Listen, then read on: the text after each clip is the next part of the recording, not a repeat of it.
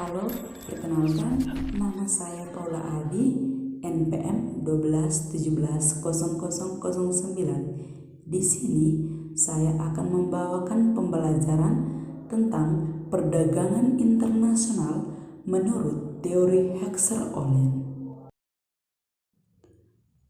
Arti dari teori Hexer-Ollin, di mana teori ini dikemukakan oleh Ellen Hexer dan Bertil Ollin sehingga dikatakan teori Hexer-Ollin.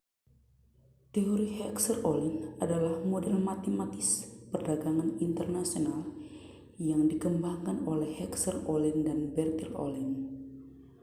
Model ini didasarkan oleh teori keunggulan komparatif David Ricardo dan memprediksi pula perdagangan dan produksi berdasarkan jumlah faktor atau faktor Eddy-Wohlman. Suatu negara akan mengekspor produk yang menggunakan faktor yang murah berlimpah dan mengimpor produk yang menggunakan faktor yang langka. Implikasi dari teori Hexer-Ollin. Model dari teori Hexer-Ollin di mana suatu negara ekspor yang memiliki sumber daya modal yang berlimpah akan berhasil, dan industri yang menggunakan sumber daya modal secara insentif dan negara yang memiliki sumber daya buruh yang berlimpah akan mengimpor barang tersebut dan mengekspor barang yang menggunakan tenaga kerja buruh secara insentif sebagai gantinya. Asumsi dari teori Hexer-Ollin. Yang pertama, perdagangan terjadi antara dua negara, contohnya Indonesia dan Korea Selatan. Yang kedua, masing-masing negara memproduksi dua macam barang yang berbeda, contohnya Indonesia memproduksi radio dan Korea Selatan memproduksi handphone. Yang ketiga, masing-masing negara menggunakan dua macam faktor produksi, yaitu kapitalis dan tenaga kerja. Teori Hexer-Ollin menggunakan dua kurva.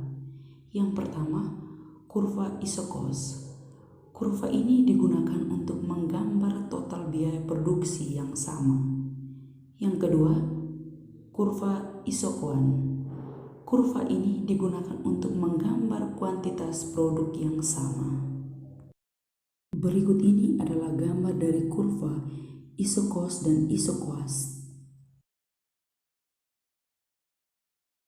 Berikut ini adalah matriks berdasar teori Hexer-Ollin.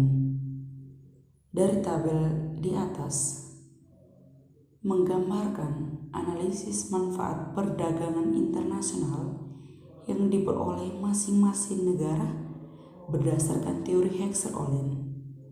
Tabel tersebut disusun dengan menggunakan asumsi dua negara, dua komoditi, dan dua faktor produksi. Sesuai dengan konsep titik singgung antara Isokos dan Isokoan, masing-masing negara cenderung memproduksi barang tertentu yang paling optimal sesuai dengan proporsi faktor produksi yang dimilikinya. Dari tabel ini kita dapat melihat bahwa penggunaan asumsi dari teori Hexer-Ollin, di mana yang pertama, perdagangan internasional antara dua negara, dalam hal ini Indonesia dan Korea Selatan. Yang kedua, setiap negara memproduksi dua komoditi yang sama, misalnya 300 sepatu dan 80 televisi. Yang berikut, setiap negara menggunakan dua jenis faktor produksi, yaitu labor dan kapital, dengan jumlah proporsi yang berbeda. Pada kurva ini menjelaskan perbedaan harga faktor produksi. Gambar harga faktor produksi di atas memberikan penjelasan bahwa untuk Isokoan 300 sepatu dengan proses produksi labor insentif di Indonesia menyinggung isokos $900 pada titik A, sehingga proses produksi 300 unit sepatu yang labor insentif akan lebih murah karena jumlah faktor produksi labor yang dimiliki oleh Indonesia relatif lebih melimpah dan murah, sehingga unit biaya hanya $2,66. Sebaliknya, di Korea Selatan isokuan 300 sepatu dengan proses labor insentif di Korea Selatan menyinggung isokos $900 pada titik B, sehingga proses produksi 300 unit sepatu yang labor insentif akan lebih mahal karena jumlah faktor produksi labor yang dimiliki oleh Korea Selatan relatif lebih sedikit dan murah, sehingga unit biaya menjadi $10. Sedangkan kondisi sebaliknya untuk isokuan 90 televisi di Indonesia menyinggung isokos $900 pada titik C, sehingga proses produksi 90 unit televisi yang kapital insentif akan lebih mahal karena jumlah faktor produksi kapital yang dimiliki oleh Indonesia relatif lebih langka dan mahal, sehingga unit biaya menjadi $10.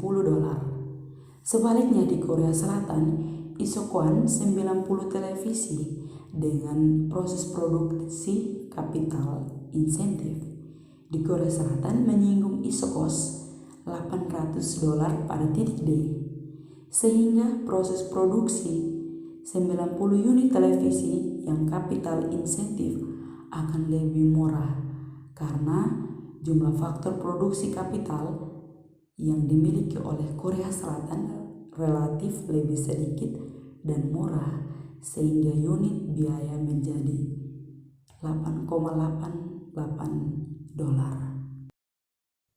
Kelebihan dan kekurangan dari teori Heckscher-Ohlin. Kelebihan dari teori Heckscher-Ohlin, di mana jika suatu negara memiliki banyak tenaga kerja terdidik, maka ekspornya akan lebih banyak, dan sebaliknya, jika suatu negara kurang memiliki tenaga kerja terdidik, maka ekspornya akan lebih sedikit.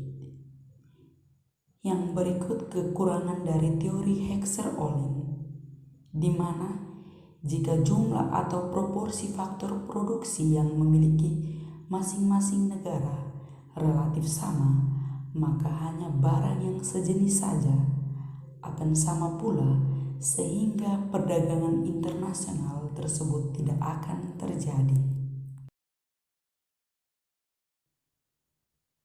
Manfaat dari teori Heckscher-Ohlin.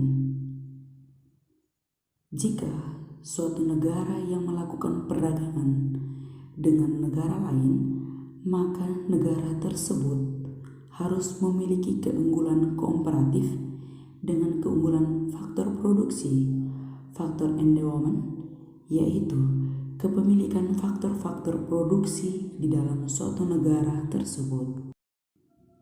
Kesimpulan dari teori Heckscher-Ohlin, yang pertama, harga atau biaya produksi suatu barang akan ditentukan oleh jumlah faktor produksi yang dimiliki oleh masing-masing negara. Yang kedua, keunggulan komparatif dari suatu jenis produk yang dimiliki masing-masing negara akan ditentukan oleh struktur dan proporsi faktor produksi yang dimiliki. Yang ketiga, suatu negara akan cenderung spesialisasi produk dan mengekspor barang tertentu karena negara tersebut memiliki faktor produksi yang relatif banyak dan murah untuk memproduksinya.